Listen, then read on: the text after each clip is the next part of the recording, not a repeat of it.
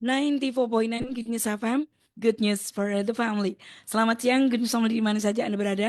Senang banget saya Indi bisa kembali hadir menyapa Anda semua di kesempatan siang hari ini dalam program Zona Bisnis ya. Seperti biasa kita bersama dengan em, FID UKSW ya.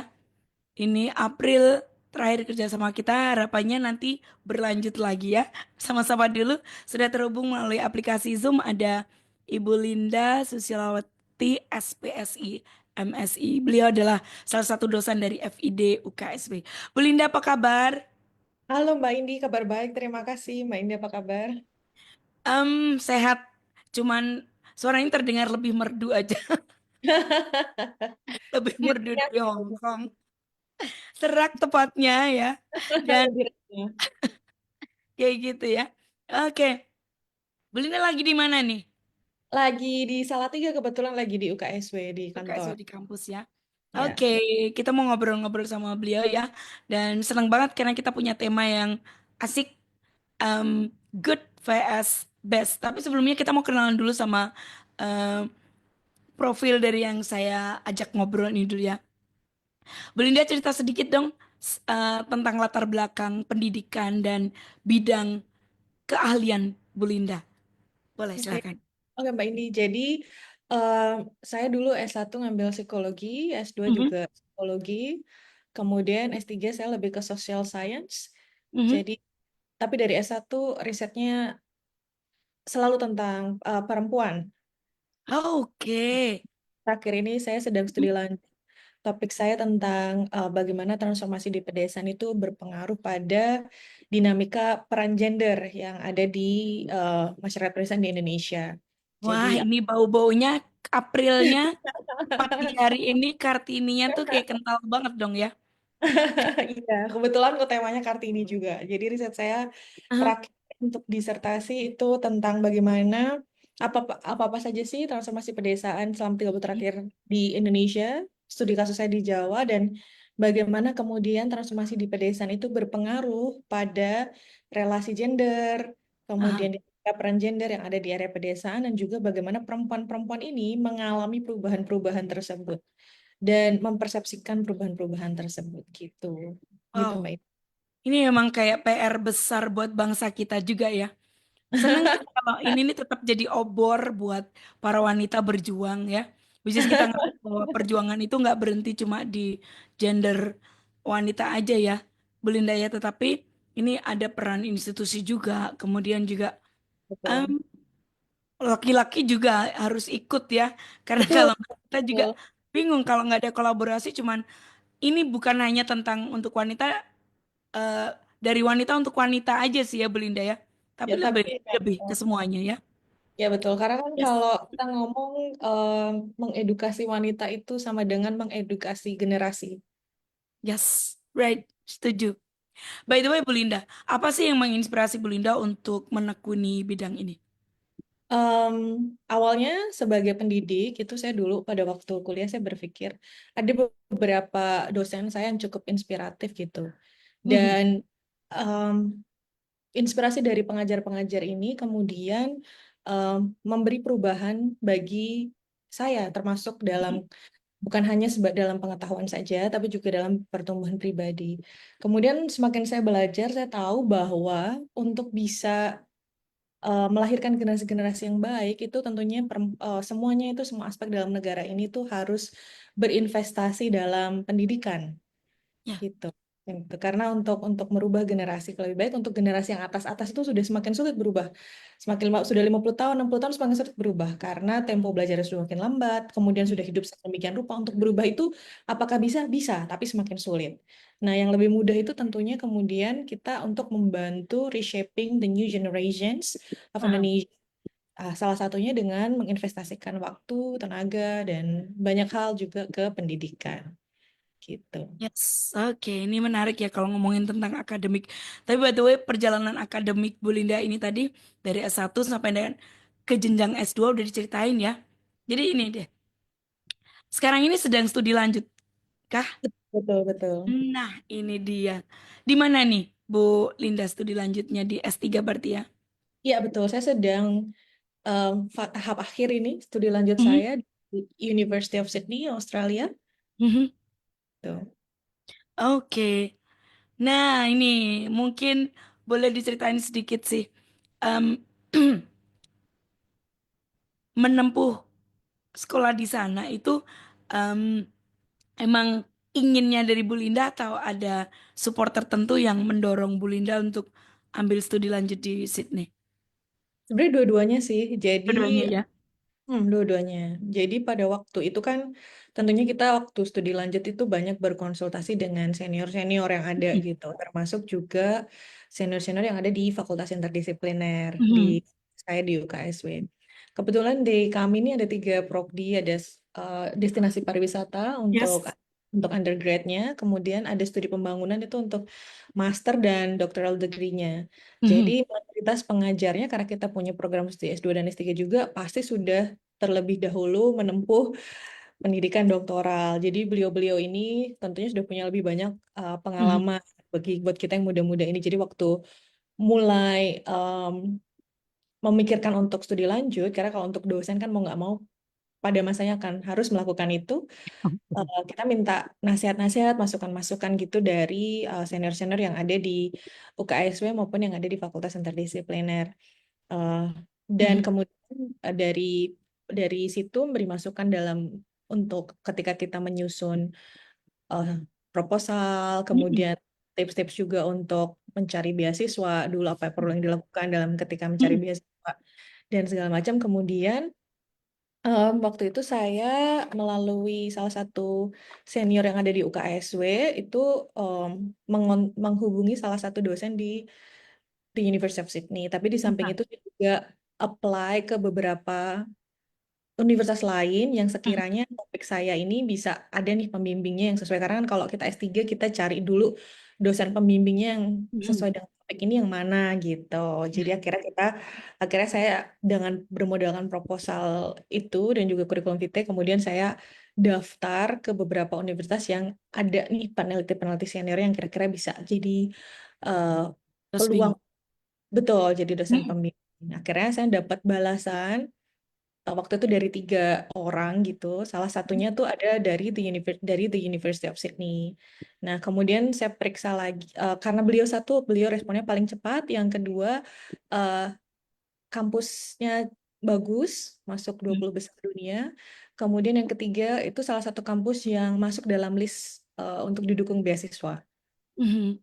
Jadi akhirnya memutuskan untuk berkuliah di Sydney gitu. Oke, terhitung lancar atau ada many struggle? Belin. Tidak ada PhD yang lancar. Jar bukan tidak Untuk ada. apply-nya aja nih Belinda. Waktu apply-nya Jarang, aja udah main. Mm-mm.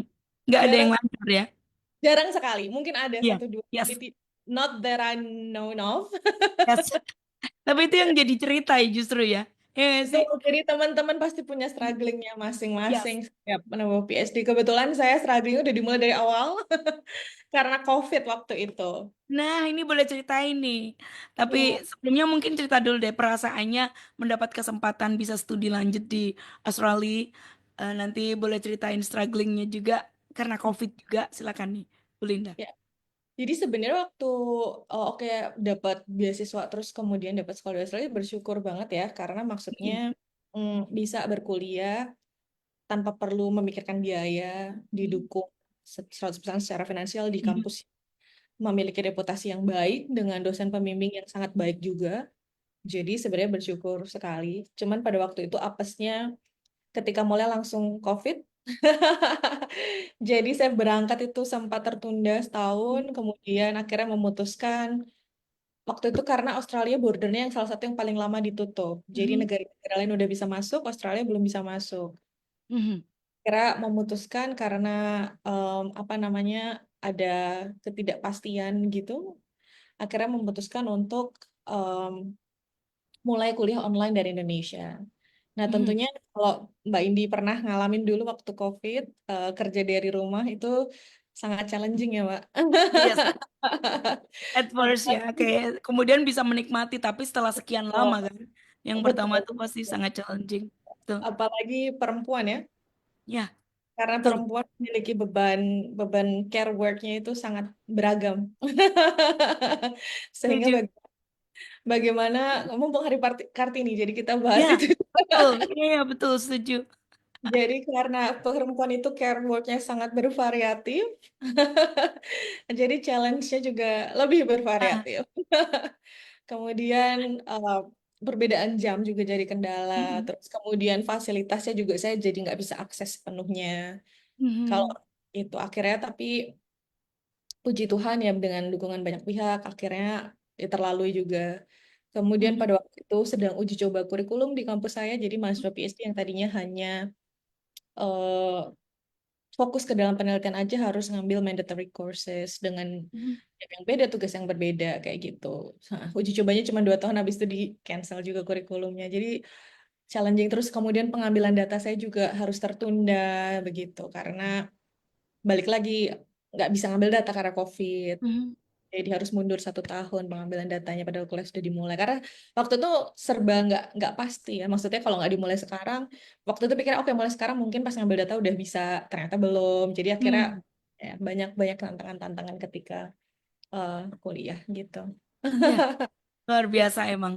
Kalau apa namanya di online tuh kayak yang, aduh, segera segera terus banyak lupanya juga kan pertanyaan-pertanyaan tuh kalau beda tatap muka ya. Selalu ada yang diingat gitu ya. Tapi kalau online itu kan juga banyak kendalanya. Mau tanya ini lupa Betul. nanti kayak gitu Betul, juga ya. betul, betul. Termasuk Oke. juga Mm, itu yang paling parah itu menurut saya adalah karena terlambat memulai, kemudian mm, juga pengambilan datanya jadi terlambat, jadi tantangannya di durasi studi juga. Waktu itu mm. jadinya mepet waktu untuk menulis disertasinya. Oh, Gitu. oke. Ini dia. Nah, ini dia. Terus kemudian hal yang menarik selama kuliah di sana nih. Jadi kan karena tertunda ya, Bu Linda ya. Tapi Ya, tetap betul. tetap onsite juga kan? Ya, betul. Akhirnya berangkat setelah border dibuka, saya berangkat. Mhm. Mhm. Tahun berapa tuh Bu Linda boleh cerita? Saya enroll tahun 2021 awal 1 Januari, kemudian berangkat itu bulan Desember. Mhm. Jadi sempat tertunda. Jadi pertama sudah nunda masuk kuliah dulu 1 tahun, Mhm. kemudian kuliah online dari Indonesia tahun, kemudian berangkat ke Australia pada akhir 2021 waktu masih semi-semi COVID gitu. Prepare-nya apa aja nih Bu Linda? Karena kan kayaknya udah casis cus nih. Kayaknya kalau ketemu di sana, ketemu native di sana tuh kayak yang aman gitu kan. Enggak juga Mereka ternyata. yang, apa Karena nih? Boleh Australia, ceritain. beberapa native speaker sana itu kan punya aksen sendiri ya Mbak Indi. Mhm. Jadi agak menantang juga untuk Mhm. memahami. Aksen untung udah lumayan terlatih melalui Zoom itu, jadi agak Mhm. sedikit. Tapi sebenarnya persiapan yang paling berat sekali lagi bagi perempuan juga pastinya tanggung jawab terhadap keluarga ya, meninggalkan orang tua, Mhm. terus mengatur bagaimana ketika orang tua ditinggal kita bisa tetap Mhm. eh, tetap bisa termanage dengan baik gitu. Mungkin ya, tantangannya macam-macam lah. Kalau kemudian eh, terutama untuk itu, untuk meninggalkan orang tua itu dan mengatur segala sesuatunya ketika kita studi masih tetap bisa juga sambil kita studi di Australia kita juga masih harus manage apa yang ada di Indonesia kayak gitu gitu ya, gitu. Tapi yang bagi Mhm. saya kalau yang menarik adalah support sistemnya juga di sana. Yes. Jadi dosen-dosen pengajarnya itu eh, sangat dekat ya, maksudnya dengan mahasiswanya gitu. Jadi kayak nggak ada jarak karena sangat casual sekali gitu. Mhm. Jadi, tapi untung juga di fakultas kami iklim itu udah terbangun juga. Jadi memang eh, senior junior kayak gitu-gitu tuh Mhm. kalau di kami sangat dekat juga termasuk Mhm. juga hubungan dosen dengan mahasiswa Mahasiswa. gitu Mhm. betul. Jadi kita kebetulan di UKSU ini prinsipnya kan Magisterium et Scholarium ya maksudnya Mhm. jadi artinya kita em, juga sebenarnya sesama kita saling belajar kita belajar dari mahasiswa mahasiswa belajar kita. Jadi sebenarnya kalau banyak yang ngeluh misalnya dosen-dosen bimbingan dicariin susah gitu kalau di fakultas kami puji Tuhan kami Nggak ada. nggak ada sejauh Ini sejauh keren sih. ini. Heeh. Mungkin kalau toh di kampus kami juga akan sangat jarang sekali dan kalau kalau toh ada juga itu biasanya mudah teratasi karena pihak-pihak seperti misalnya kepala program studi atau dekan atau yang lainnya itu biasanya membantu kemudian memfasilitasi kendala-kendala tersebut termasuk koordinator-koordinator untuk Hmm. skripsi dan macam. Jadi em, hubungan itu tuh juga saya rasa di sana itu yang menarik. Yang kedua, sepertinya resourcesnya ya, Hmm. dukungan-dukungan untuk penelitiannya, karena kampus-kampus dapat dukungan juga dari negara, jadi juga termasuk untuk menjalankan penelitian itu secara resources di sana cukup cukup baik sih. Bukan cukup ya, sangat baik gitu. Jadi saya Hmm. belajar itu kurikulum-kurikulum juga yang baik gitu, yang lebih yang Hmm. up gitu terkait untuk perkembangan Hmm. pendidikan kita sekarang gitu sih. Jadi saya punya kesempatan itu untuk belajar gitu. Tergolong ramah ya berarti ya, apa namanya pendidikannya dengan Betul, apa? betul, memang Hmm. betul. Dan kebetulan Australia sangat diverse ya. Hmm. Jadi, em, eh, jadi salah satu indikasi penilaian ranking kampus itu adalah diversity-nya. Jadi seberapa banyak Hmm. international students yang masuk gitu. Jadi Hmm. di sana banyak sekali mahasiswa tidak hanya dari Australia, tapi dari negara macam-macam. Iya, betul. Dan mereka juga banyak scholarships beasiswa untuk Hmm. kerjasama Australia dengan negara lain. Jadi banyak juga mahasiswa PhD dan master yang malah justru bukan dari Australia gitu. Ini keren loh, Gun Song Lee Anda yang tertarik ya. Tapi berangkatnya dari UKSW dulu sih. Kalau di sana tuh iklimnya jadi kayak yang sudah terbangun di kampus duluan. Kemudian di sana secara adaptasinya kayak nggak susah banget karena ternyata iklim yang terbangun juga mirip kan ya Bu Linda ya. Di fakultas kami ya betul. Yes. Jadi Mm-mm. jadi mirip gitu. Jadi memang dari awal senior-senior juga udah mendorong eh, untuk riset, kemudian Mm. cari kampus yang seperti apa, cari pembimbing yang seperti apa. Jadi senior-senior di sini sudah apa ya, banyak memberikan masukan, banyak dukungan juga yang Yes. dilakukan kayak gitu. Waktu baru persiapan proposal gitu kita bisa Mhm. diskusi gitu dengan senior yang bidangnya terkait, terus senior-senior di sini memberikan masukan gitu tentang metode Mhm. penelitiannya, tentang topiknya, tentang ya, jadi gitu. Jadi sudah sudah terbantu gitu untuk dipersiapkan gitu. Si Listen Gonsolia seasik itu sih di sana di UKSW. Dan sering beberapa cerita banyak terutama Burin itu ya. Jadi dosennya tuh justru ngejar mahasiswanya. Oh iya, betul. Enggak sih, mana ada coba.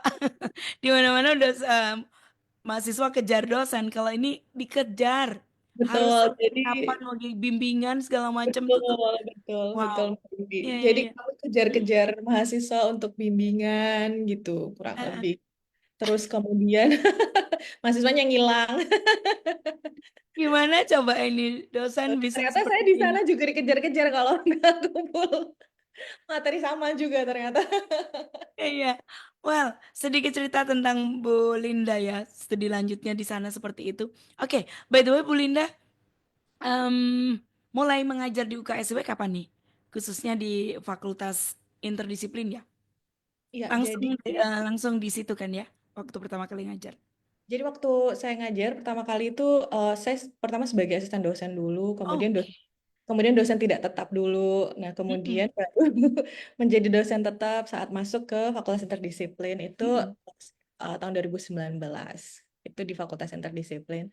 mm-mm, Nah, kayak gitu sih Mbak Indi. Terus kemudian jadi di roadmap, kebetulan roadmap mm-mm, eh, eh, alokasi sumber daya manusia di FID itu mm-mm, sangat terencana ya. Jadi jauh-jauh hari sudah ada plot untuk beberapa dosen. Oh, nanti kemudian yang akan ditempatkan di studi pembangunan. Kemudian bidang risetnya yang belum ada misalnya yang melengkapi. Oh, ini butuhnya riset tentang social science dan gender misalnya. Atau ini kemudian butuh nih kita butuh ekonom nih. Atau kita butuh yang untuk IT nih untuk membantu mm-mm, di program. Jadi rekrutmen dosen sekarang yang sedang berlangsung pun jika ada rekrutmen dosen juga mm-mm, sebenarnya disesuaikan dengan roadmap kebutuhan dosen yang ada gitu. mm-mm. Jadi udah terencana bahkan sampai ke beberapa tahun ke depan itu sudah direncanakan sih. Puji Tuhannya di fakultas kami Keren. demikian. Amazing banget ya. Jadi nanti bakalan komplit Kim Song Lia karena dibilang interdisiplin kan. Setidaknya Oh, kalau dibikin roadmap itu akan lebih jelas ke depan. Ada need yang harus dijawab ya, Bu Linda betul. ya. Betul. Eh, peserta didik yang datang itu akan bisa dijawab kebutuhannya di sana. betul, Oke, betul. Bu Linda cerita dong, em, apa yang paling dinikmati dalam mengajar mahasiswa? Sebenarnya yang paling saya nikmati itu ya kalau hasil dari pembelajaran itu Mhm. dan proses pembelajarannya itu bisa memberi pengetahuan baru buat mahasiswa. Dan ketika mahasiswa itu menjalaninya mereka bahagia untuk belajar. Itu yang agak PR ya, karena kadang kita malas untuk belajar, belajar itu seolah-olah menjadi suatu hal yang berat untuk dilakukan gitu. Nah, kalau sampai sebagai pengajar kita bisa membuat mahasiswa itu sangat excited untuk belajar dan kemudian dalam proses dan hasilnya itu jadi baik karena mereka senang dengan pembelajaran itu yang membuat saya ikut senang gitu. Jadi dia Sangat mereka menikmati ya. betul betul dan hasilnya ya pasti ada pengetahuan baru itu gitu. Yes. Ya begitulah kalau peserta didik meskipun berangkatnya tuh dengan api yang sangat membara, bisa kayak yang on the way-nya tuh, gitu kan. Bisa jadi kayak gitu kan. Oh iya, Kepentok iya. tugas aja itu dia yang kayak oke dance up gitu ya. Itu Betul sudah betul betul perjalanan-perjalanan seperti itu nggak asing kalau di dunia pendidikan ya. betul. Oke, Jadi well, kalau melihat mm-mm, mm-mm. mahasiswa bertumbuh itu rasanya senang gitu. Enjoy Kalau banget ya justru ya. kalau ya dari Mm. kalau ya itu kalau lihat mahasiswanya bertumbuh itu yang tantangan sekaligus kesenangan kalau itu berhasil gitu. Yes, this is a tantangan sekaligus juga kesenangan. Iya Oke, betul. Bu Linda tadi sempat sebut ya disertasi yang sedang dikerjakan saat ini tentang em, bisa dibilang gender ya. Iya betul. Kalau di sana di tempat di kampus yang di Australia ini juga mereka masih ada yang perjuangannya ke sana juga nggak sih, Bu Linda? Maksudnya perjuangannya ke sana Jadi bagaimana ya? ini kan apa namanya disertasi yang ditulis kan tentang jadi atau boleh dibagikan lagi tentang apa disertasinya? Jadi disertasi saya itu saya ingin pertama-tama saya melihat dulu Mm, perubahan-perubahan yang terjadi di area pedesaan, mm, transformasi mm, bukan hanya ekonomi tapi juga perubahan sosialnya dan kemudian bagaimana transformasi mm, dalam area pedesaan itu berpengaruh mm. pada dinamika peran gender atau Nah, relasi gender yang ada di area pedesaan mm, mm, dan kemudian bagaimana perempuan itu mengalami perubahan-perubahan itu dan bagaimana mereka memahami dan mempersepsikan perubahan-perubahan yang terjadi itu. Kurang lebih mm. seperti itu. Wow, ya. Jadi kalau apa namanya pemilihan tadi kan harus cari dosen pembimbing dari kampusnya dulu ya. Itu juga bisa ya Bu ya. Maksudnya saya ngebayangnya gini, peran wanita itu kalau secara Kartini ya, itu kan pahlawan yang ada di Indonesia gitu kan. Kalau di sana hal seperti ini masih juga bisa ya. Ternyata Mm, isu tentang ketidaksetaraan gender itu juga mm. masih jadi juga. Oh right, ya ya Hmm. ya, Ya, menarik. bentuknya Mm, aja berbeda dan mm, perjuangannya rasa berbeda juga. mm, Jadi em, udah maksudnya berbeda gitu. Jadi misalnya problem-problem soal beban ganda perempuan itu mm, ternyata masih jadi juga kok di negara-negara barat gitu ya, mm, yang mungkin terlihat lebih setara karena ekspansi peran perempuan mm. di ranah produksi itu mencari uang misalnya, yang Ya, segampangnya em, itu luar biasa memang kesempatan-kesempatannya, tapi tidak didampingi dengan ekspansi peran laki-laki di ranah domestik. Jadi isu-isunya tuh seperti itu. Akhirnya perempuan mengalami beban ganda, ya cari uang iya, ya, mengerjakan pekerjaan rumah iya. Nah, kalau di holistik ya. betul akhirnya banyak sekali bebannya di perempuan. Nah, Mhm, kalau di area pedesaan yang saya temui itu mhm, beban gandanya bebannya tuh bukan mungkin saya sebutnya bukan beban ganda ya. Saya dan mhm, teman-teman itu diskusi sesama teman-teman yang diskusi yang mhm, penelitian tentang gender itu bebannya itu berlapis karena kemudian kita juga termasuk urusan-urusan sosial, ya, sosial reproduksi itu jadi beban perempuan kebanyakan ya. Kalau di desa mungkin Mbak Indi lihat ya ada banyak acara-acara desa, terus orang mhm, sakit, ngunjungin rame-rame, bikin acara, masak-masak dan segala macam itu mayoritas bebannya ditanggung oleh perempuan. Jadi akhirnya meskipun satu sisi peran perempuan yang berkembang, yang apa terentang itu, yang Mhm, terekspos itu, yang kemudian perempuan sekarang udah bisa cari duit, bisa sekolah dan segala macam. mhm, Itu perubahan itu sangat cepat, tapi kecepatan laki-laki untuk beradaptasi dan memperluas perannya juga di ranah-ranah domestik dan care work itu masih cenderung lebih lambat dibanding dengan perubahan peran perempuan, ekspansi peran perempuan, bukan perubahan, ekspansi peran perempuan. Akhirnya iya, jadi ya masih ketimpangannya sekarang isunya di situ Mbak Indi gitu. mhm. Mungkin Mbak Tapi Indi betul bisa sih. Mhm, relate mhm. juga. Iya, iya, iya. Bener sih kalau diperhatiin. Em, nggak cuman di desa, sekarang di kota-kota juga seperti itu. Meskipun berbeda, tapi seperti Betul. itu sudah ada kalau ngomongin kesetaraan gender tuh sudah kayak terlihat, oh oke bisa. Tapi ternyata enggak kalau didalemin lagi tuh masih ada tuh seperti itu. Ya, Perannya kita di rumah iya, di kantor iya, harus tetap utuh gitu kan. betul betul betul. Sementara Nggak laki-laki bisa. katanya Mm-mm. udah Mm-mm. sekali kayak jadi cari duit aja udah dianggap udah memenuhi, dianggap secara oleh social construct itu sudah memenuhi tugas sebagai Ya, suami gitu. betul. Ya, ya, ya, Sementara ya. peran domestiknya cuma tambahan aja nih gitu. Istilahnya kayak membantu, peran pembantu aja. Ya Ya nggak sih? betul Heeh. Kalau yang wanita tuh jadi mainnya kalau di rumah, main. betul betul. Ya Tapi kan? kemudian perempuan juga cari duit sekarang ya kan. Iya, betul banyak juga kan. Tetapi juga tetap harus utuh untuk eh, mel- apa namanya, menjalankan perannya sebagai wanita itu di rumah, ya. Oh, contoh gampangnya Mbak Indi, kalau ada kenakalan anak dan Mm-mm. ibu kerja, yang disalahkan ibunya. Ibunya gimana nih? Mm-mm. Itu Betul. kalau misalnya perempuan punya anak, pergi nih ke perkumpulan apa gitu, anaknya nggak dibawa, pasti ditanya anaknya di mana. Tapi Mm-mm. kalau bapak-bapak jarang banget itu terjadi gitu. Iya, betul.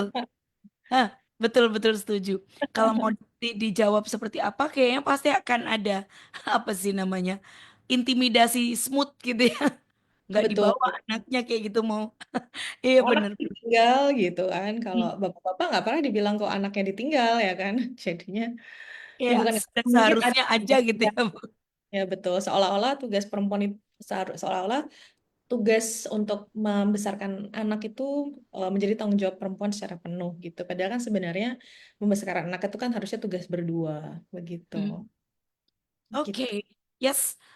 Bu Linda tadi sempat sentuh tentang Kartini dan pendidikan segala macam. Kalau Bu Linda sendiri karena eh, apa namanya menekuni bidang akademik ya, tantangan terbesar dalam dunia akademik saat ini seperti apa sih? Sebagai perempuan atau Pengajar dan perempuan juga.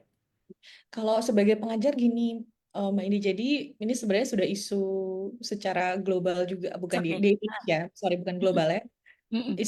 isu nasional juga yang Mm-mm. kemudian dikeluhkan banyak sama rekan-rekan akademisi, yaitu adalah load kerja beban dosen yang harus mengikuti standar dari pemerintah sebenarnya. Jadi dosen-dosen di Indonesia ini tuntutannya kebetulan banyak sekali Mbak Indi. Jadi bukan hanya mengajar dan meneliti, juga pengabdian masyarakat. Tapi di luar tiga tugas utama itu banyak sekali hal-hal administratif yang sebenarnya itu bisa menjadi distraksi bagi kita untuk fokus ke Tridharma perguruan tinggi itu. Jadi kalau Tridharma perguruan tinggi itu kan ada pengajaran, pengabdian masyarakat, dan pendidikan. Nah, tapi Mm-mm. karena terlalu banyak kewajiban administratif yang harus dikerjakan, itu jadi itu masih menjadi tantangan dosen-dosen. Jadi keluhan Mm.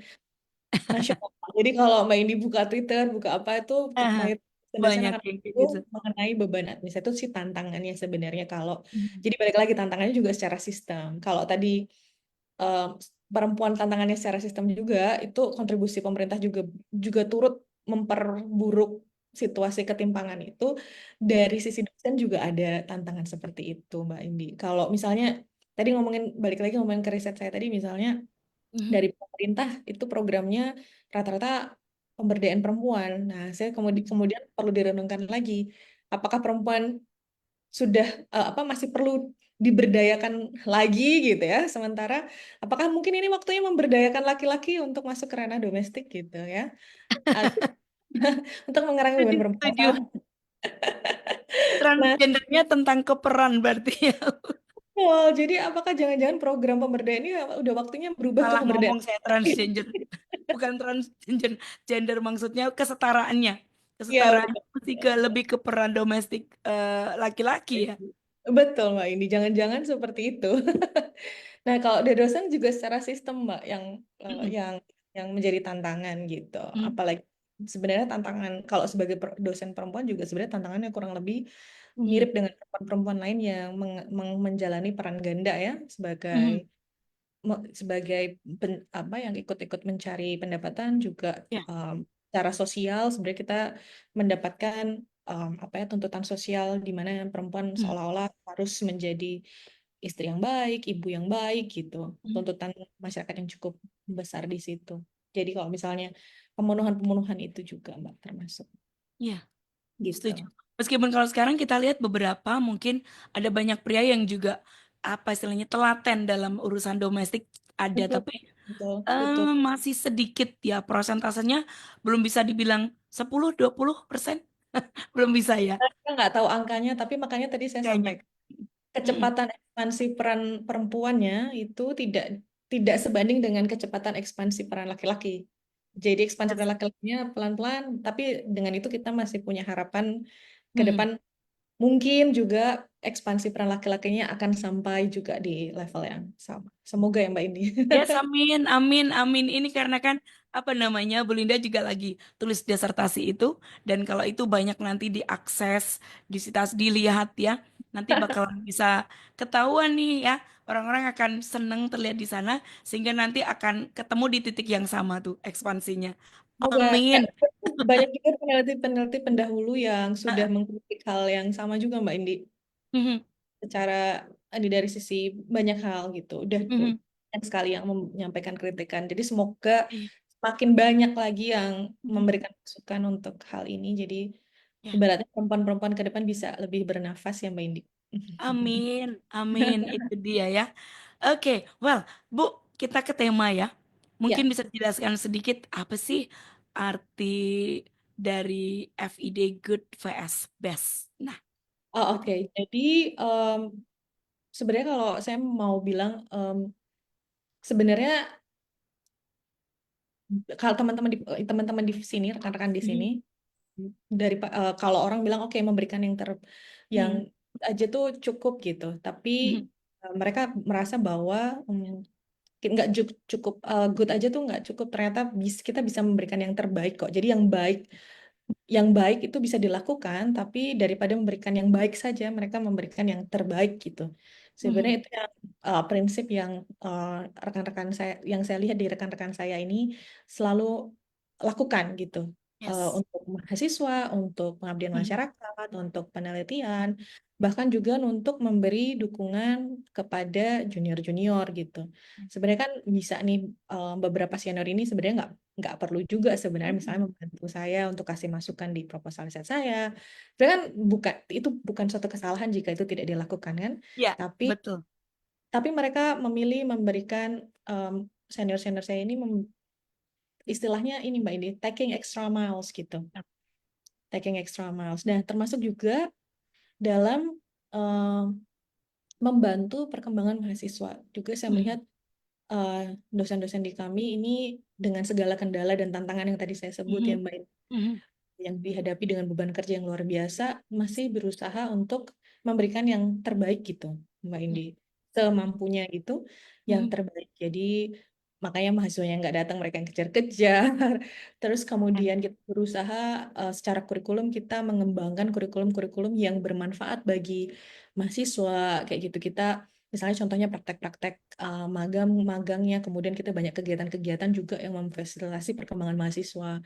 Kayak Mhm, misalnya em, misal masalah pameran karya mahasiswa contohnya yang kemudian akan dilakukan itu kan sebenarnya nggak perlu juga dilakukan tapi kemudian dari fakultas kita mencoba untuk mengembangkan hal itu untuk menjadi bukan hanya yang baik tapi menjadi nilai plus gitu bagi mhm. teman-teman mahasiswa. Kemudian kita berusaha melakukan apa bahasa sih campur-campur Mbak ini, mohon maaf ya, berusaha building relationships kemudian projects dengan beberapa international institutions misalnya untuk bisa memberikan peluang mahasiswa ini dari lokal ke global gitu Mbak Indi. Jadi yang sedang berjalan misalnya contohnya kita memfasilitasi mahasiswa untuk program pertukaran pelajar Mhm. atau mahasiswa kerja bareng dengan Ah, negara dengan Taiwan misalnya. Kemudian yang sedang berjalan juga ini kita dengan Sorbonne dengan museum di Perancis kita membuat program bersama, kuliah bersama mahasiswa mahasiswa luar dan mahasiswa kita mereka kuliah bareng. Kemudian kita juga yang sedang akan berjalan di bulan-bulan depan kampus saya di Sydney, di University of Sydney dengan fakultas kami kita bikin kerjasama kita bikin mata kuliah bareng sehingga mahasiswa dari dua kampus ini dari fakultas ini dengan mahasiswa di fakultas saya itu bisa ikut mata kuliah barengan, kerjasama barengan dengan materi-materi yang juga tentunya berkualitas dan sesuai bagi kebutuhan mahasiswa sesuai dengan bidang bidang studi yang kami sediakan. Jadi ketika selesai itu mahasiswa-mahasiswa kami otomatis mereka juga punya pengalaman internasional, mereka punya modal untuk kurikulum vitae, mereka ada yes. pengalaman-pengalaman internasional tersebut. Kalau misalnya nanti setelah lulus mereka ingin mendaftar ke pekerjaan-pekerjaan tertentu, mereka udah punya modal itu sama sekali mereka sudah terekspos dengan itu jauh-jauh hari gitu Mhm. ya dan mereka juga dapat certificates yang bisa mereka Mhm. gunakan bukan dan terlebih dari bukan hanya soal paperwork tapi yang paling penting adalah soal pengalamannya itu Mbak Indi. Jadi misalnya kalau oke masuk FID mungkin mungkin nggak perlu eh, nggak perlu kuliah-kuliah jauh tapi sudah bisa mengalami hal-hal yang saya Mhm. peroleh dengan berkuliah jauh itu kami berusaha hadirkan itu di fakultas kami gitu kurang lebih kayak gitu Mbak Indi. Wah, keren banget. Udah ngebayangin tuh emang asik sih ya. Banyak sudah cerita yang hadir di sini yang tadi disebutin Bu Linda itu Bu Linda merangkum sih Sung ya.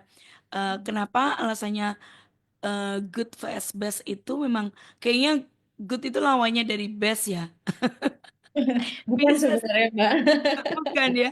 Tapi memang kayak yang Tapi ternyata bisa. Mm-mm, bisa lebih baik lagi gitu. bisa, Meskipun betul. baik, lebih baik lagi. Gitu. Bener, kayak sebenarnya udah nyaman, nggak apa-apa kalau ngelakuin ini juga bukan sebuah kesalahan. Tapi kayak apa tergelitik kalau nggak kasih yang terbaik itu kayak gimana gitu kan? Betul, betul, Udah jadi betul. kayak tambahan beban aja sih ya, Betul, tambahan betul. beban Tanpa yang asik. terlepas dari tantangan-tantangan yang Yes, dialami. Teman-teman di sini punya semangat yang sama untuk berusaha memberikan yang terbaik untuk ya. mahasiswa. Ready to shakeable ya. Sebenarnya kalau bisa nggak perlu di-shake ya Mbak ya. Ya bener, kayak yang kita tuh ready to shakeable self gitu. Harus Jackson ya. Tapi ini keren ya, Gonzalo ya. Itulah yang dialami. Makanya, what is it, bukan tema sih, istilahnya tagline-nya ya. eh, Mm-mm. Reach globally, act, kebalik nggak sih? Ya, act local Mbak, betul. Iya kan, act locally. Nih Betul. kerennya seperti itu ternyata ya. Oke, hmm, kita ngomongin Kartini ya. Kalau dari Bu Linda sendiri, pendapat tentang beliau seperti apa sih? Yang Eh, notabene lahir di apa budaya kayak patriarki ya dulu ya. ya, Kita ya. pas banget kan, silakan. Tradisional ya. Tradisional banget. Heeh. Betul, betul. Ya sebenarnya masih juga banyak praktek yang Nah, tradisional gitu, tapi saya yakin dan menemukan ada perubahan, ada pergeseran di hmm, situ dan biarpun sangat lamban, tapi ya harapannya kalau terus kita teruskan perjuangan-perjuangan beliau ya ke depan akan menciptakan situasi yang lebih baik bagi perempuan, Mbak Indi. Jadi hmm, yang saya lihat dari Kartini itu pada waktu itu, pada zaman itu dengan pemikiran-pemikiran dia, hmm, kritik yang dia sampaikan itu visionaris sekali ya. yes. Dan kemudian dia mengambil langkah berani dia meskipun dengan situasi yang terbatas. Maksudnya gini, Hmm, pada waktu itu dia mau nggak mau harus dipingit, harus hmm, menikah di usia sangat muda karena budaya. Jadi tapi Kartini memberikan perlawanan yang berbeda gitu. Kalau yes. feminis Barat itu merasa bahwa perempuan-perempuan Indonesia itu kan submisif ya cenderungnya. Hmm, Menurut hmm, saya sebenarnya tidak, tapi jenis perjuangannya aja yang berbeda gitu. hmm. kita bukan yang cenderung melakukan konflik terbuka gitu. Kayak Kita frontal gitu enggak ya? seperti Heeh. gerakan-gerakan sosial yang ada di Barat, tapi Ya. kita lebih menjaga harmoni, perdamaian gitu. Jadi akhirnya cara-cara yang ditempuh itu cara-cara negosiatif Mbak Indi. Jadi Mhm. misalnya Positif. mau mengizinkan anak perempuan sekolah gitu, kita Mhm. ibu nggak akan ngomong bahwa ini kan haknya untuk sekolah, tapi akan ngomong bahwa dengan dia bersekolah dia bisa berkontribusi untuk nanti pendapatan keluarga, dia punya peluang untuk bekerja misalnya. Itu salah satu contoh aja misalnya Mhm. Mhm. negosiasi. Nah, Ya. Kartini pada waktu itu dengan keterbatasannya itu dia masih bisa kemudian berusaha mendirikan sekolah gitu kan untuk Mhm. perempuan, Ya. terutama kalangan-kalangan yang bukan kalangan-kalangan ningrat yang punya privilege, Mhm. Betul. meskipun dia sudah menikah. Jadi Mhm. instead of dia melawan waktu itu ketika dia dijodohkan, dinikahkan, dia mengikuti yang yang Ya. apa namanya social construct yang ada pada waktu, tapi Mhm. dia bernegosiasi di situ dengan dia menikah dengan suaminya itu dia punya peluang untuk dia punya punya power untuk bisa bikin sekolah itu gitu, Mhm. untuk bisa memberikan kesempatan bagi perempuan-perempuan yang tidak ningrat untuk mendapat pendidikan juga misalnya. Dari kritik-kritiknya dia yang sebenarnya itu kan tulisan-tulisannya kan surat-suratnya dia ya Ya. yang menyampaikan keluh kesah situasi Ya. perempuan pada waktu itu. Itu sih yang saya lihat dari Keren ya. Kartini. Ya, Jadi dia betul. memperjuangkan bukan hanya untuk dirinya sendiri, tapi lebih ke semua orang ya. Kalau dibilang kan, kalau mungkin kita lebih familiar ke kaum marginal gitu ya, zaman dulu juga gitu. Nggak cuman di kedudukannya sebagai bangsawan aja ya, Bu. Ya, emang Ya. keren sih. Kayak hidup juga sih, apa namanya, setiap tulisan-tulisannya untuk sekarang. Nah, Bu Lina mungkin boleh berbagi sedikit bagaimana seharusnya kita memaknai Kartini untuk nowadays ya, di masa kini. Ya, kalau saya sih Biar nggak timpang aja, ada beberapa cuma nyuplik yang dibutuhkan untuk up kita sendiri kan. Tapi kita nggak bisa, kayak nggak kalau bisa kalau kalau saya nyerap sih ya analisis. Mm. eh, perempuan-perempuan di Indonesia itu sebenarnya punya daya gitu ya, Yes. tapi sayangnya banyak keterbatasan-keterbatasan yang Mm. membatasi gitu gitu. Ya, Cuma saya percaya bahwa sejauh ini perempuan-perempuan di Indonesia itu selalu menemukan jalannya. caranya ya. Yes. Jadi saya rasa ya semoga akan terus begitu dan mungkin lebih baik Amin. lagi. Eh, Mungkin dukungan dari pemerintah juga. Yes. Itu sih government juga betul. Betul, Dari karena contohnya misalnya undang-undang perkawinan tuh Mbak Indi itu masih tuh ketahuan Mm-mm. tugas laki-laki mencari nafkah, tugas Mm. perempuan itu udah didefinisikan di undang-undang pernikahan gitu. Jadi secara sistematis itu sebenarnya kita udah terbatas di situ. Kayak Mm. PKK, tugas-tugasnya udah dari zaman Soeharto belum berubah nih Mbak Indi. Jadi Masih meski masih dulu terus kampanye ya. Soeharto boleh jadi wanita karir tapi tidak lupa kodrat kamu sebagai perempuan gitu. Nah, kenapa nggak sekarang kampanye ke laki-laki ya? Boleh menjadi kepala keluarga tapi tidak lupa juga perannya Tugas sebagai domestik. sebagai pasangan, sebagai bapak ya Pak, ya kan Mm-mm. Mbak? Betul kan? Ini perlu dong kan selalu brandingnya dulu propagandanya kan jadilah ibu yang baik. Nah, mungkin sekarang propagandanya jadilah bapak yang baik, jadilah suami yang baik. Terus tapi balik lagi memaknai Mm-mm. Kartini bahwa menurut saya perempuan-perempuan Indonesia itu punya agensi sendiri, punya daya juang sendiri, punya cara bernegosiasi. Powernya mereka mungkin kadang-kadang tidak terlihat di ranah publik, Iya. tapi ada salah satu senior saya di sini waktu itu menyampaikan mungkin powernya itu sifatnya indirect gitu, nggak kelihatan gitu. Contohnya misalnya kalau bapak-bapak berangkat pergi rapat RT pulang-pulang kalau istrinya nggak setuju, akhirnya jadi nggak setuju besoknya. Karena mereka nggak berani melawan apa kata istri gitu. Iya, Ya kan? iya, iya. Kan Yes. emak-emak rating kiri belok kanan itu Mbak nggak ada yang berani ngelawan. Polisi aja nggak berani. Jadi saya yakin Powernya ada ya, meskipun itu kayak pasti indirect ada. gitu ya. Mm-mm. Dan Mm-mm. bagusnya Kartini adalah dia tahu bagaimana menavigasi power yang dia punya pada Wow. waktu itu Yes. dengan terlepas keterbatasannya itu. Jadi Mm-mm. mungkin dengan memaknai Kartini itu saya ingin sampaikan bahwa ya kita perlu menavigasi power yang kita punya gitu Mbak. Wow, keren ya. Karena masing-masing punya power, jadi perlu untuk menavigasi. Bu Linda bagus banget, seneng. Terima kasih. Soalnya, hopefully di apa Hari Kartini ini yang kita memang rayakan, kita peringati di setiap tanggal 21 ya. Anda juga bisa memaknainya di tahun ini ya. Sedikit bertanya apakah kenapa kampanyenya tetap buat wanita? Karena wanita lebih banyak juga kali ya Bu Linda ya. Jadi suaranya harus lebih banyak nih kampanyenya ya. Tapi good for us. Supaya next ada juga kampanye untuk pria. Oke, Belinda balik lagi. Ya, Minta ya. pesan semangat dan closing statement buat kita semua. Sebenarnya tadi kayak udah closing statement ya Mbak Indi. Udah seperti Minta closing. semangat. Statementnya buat UKSW Oh, aja deh.